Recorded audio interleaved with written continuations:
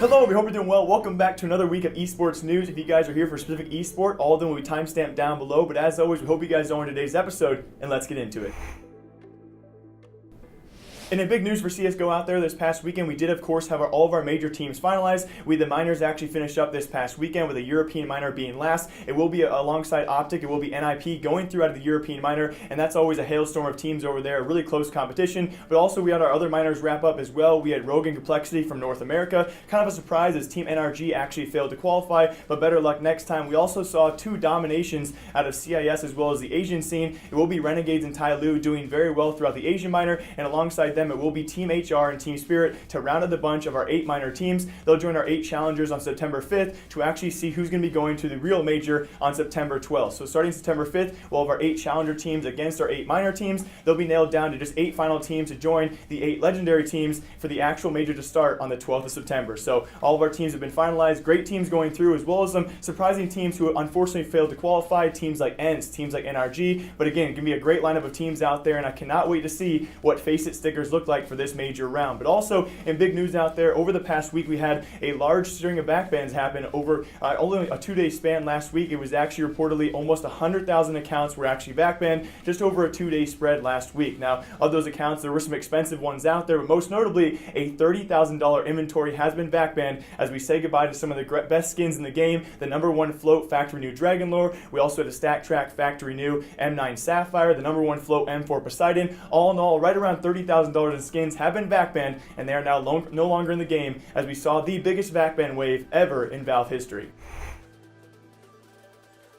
But also in very big news this past weekend for Dota 2, for all of you guys who are actually anxiously awaiting what's currently in beta right now, that's the Artifact new deck builder coming out sometime soon, hopefully in the future. We actually had Dota caster out there known as Zyclops take to a TIE Facebook page out of nowhere and release information regarding that deck builder. Now, despite comments saying the deck builder does look pretty awesome so far, he might have broken a non-disclosure agreement or an NDA or some kind of contract as well by doing this. And no one's really sure as of right now either why he would take to a TIE Facebook page not only to post the leaked images as well. On top of that, he even took the time to respond to Facebook comments about further implements of the beta he was given access to. So who knows, Valve is probably one of the last companies out there you want to mess with on this kind of stuff. He was likely given some kind of contract, some kind of NDA, and again, he might be punished in the future for his casting career. They could easily ban him from events, or even worse, they might even press charges in some form or another. But again, everyone in the comments so far, I do have to agree the deck builder looks awesome, but was it worth it, Zyclops? We appreciate you, but maybe it wasn't worth it. On top of that, even more important news for of course,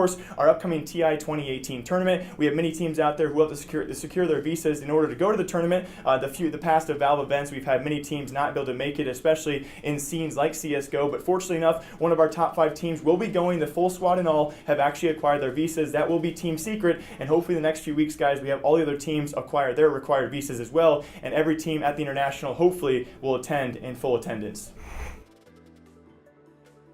And if you guys came to today's episode for all the drama, Fortnite is certainly where it's at, especially with the Skirmish series so far. We had a rough week 1 for the series. Then we had, of course, the FaZe Fortnite controversy. Does Epic Games invite FaZe Clan players or do they not? And now this week, the drama continued as Friday's Skirmish series continued with a solo event for $500,000. Although there was another solo event on Saturday for another $500,000. That means in one weekend alone, Epic Games paid out over $1 million. But Fridays was definitely where the drama was around a guy known as I Drop Bodies. If you guys did watch the solo event, it was a combination of total kills as well as wins to acquire points, and in the end the solo player with the most points came away with the victory, and it was a player known as I Drop Bodies. He was actually reportedly a console player. It's been since confirmed he was a console player, but now the other rumors out there, the accusations that have soared, is apparently he was a mouse and keyboard player playing against console players to gain an advantage, which I'm sure you guys are well aware is an obvious advantage to most people would agree out there, but Epic Games apparently does not agree. They actually responded on that case. The accusations continue to actually arise once his score did come in. He was quite far and away the #1 player, just above.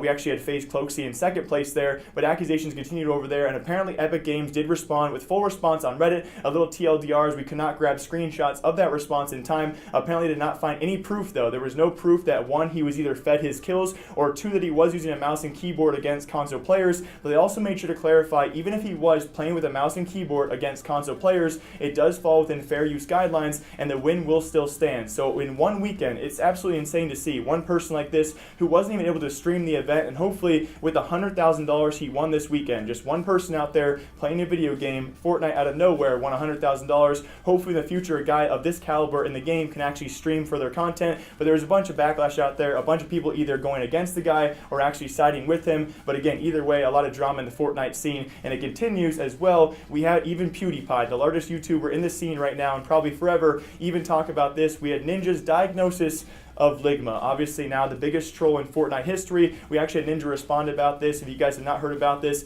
Ninja's first response was maybe a bit heated as his chat got carried away about the whole Ligma thing, especially after PewDiePie's video. Here was his first response, followed by his second response as he now continues to take it as a joke. It seems now to be the biggest meme in Fortnite history. Let's start banning all of the Ligma stuff, please. Just like start with like a 24-hour ban, and then just go straight to bans. Guys, literally, it's a dick joke, dude, and it's getting old. I mean, guys, let's just be honest, all right? This isn't even the real Ninja, all right? I died of Ligma a couple days ago, you know? Everyone knows about it. Twitch knows about it. Instagram knows about it. I found a doppelganger. I actually believe that. Ligma balls, dude.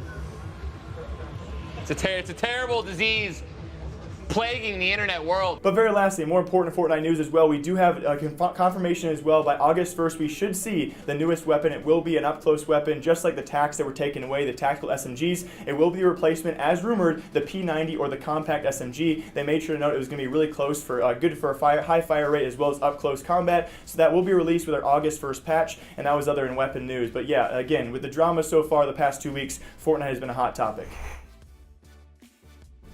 And also in League of Legends news out there, if you guys did miss it, despite last week, of course, we actually had Tyler 1 take off Riot employee and take him on in a best of 3 1v1 tournament or event, a small event on Tyler 1's live stream. If you guys did miss it, I'll link some stuff down below. But Blaustoise actually took that best of 3, so it should be Tyler this week or sometime soon promoting Blaustoise's content. It was very fun to see, especially because recent news as well has actually named Tyler 1 the #2 AD carry in North America in terms of LP. So it's pretty exciting announcements there for Tyler, but again, kind of a funny matchup to see, and I'll link that stuff down below for all of you. But also, most importantly, as you guys know, every Monday we do cover the LCK as well as LCS matches and give you guys some updates on of course, team standings. And if we're going to start off here with LCK, still looking very dominant is Gen G. Gen G coming off their second undefeated weekend so far of the split. Very important wins as well over a Freak of Freaks as well as Kingzone Dragon X, who look very, very good. So some important wins for Gen G, as we also had, of course, Griffin taking 2 losses this weekend. So that playoff gap is now, of course, even ever smaller for these two teams. They are now tied in record, but Griffin, coming off a rough weekend, are still in that first place spot. And we also had SKT secure some very important wins. Of course, the rumor about that new roster and how they have not really proven too much this split. They are now back in it though, and back in the playoff race. Although the LCK gap is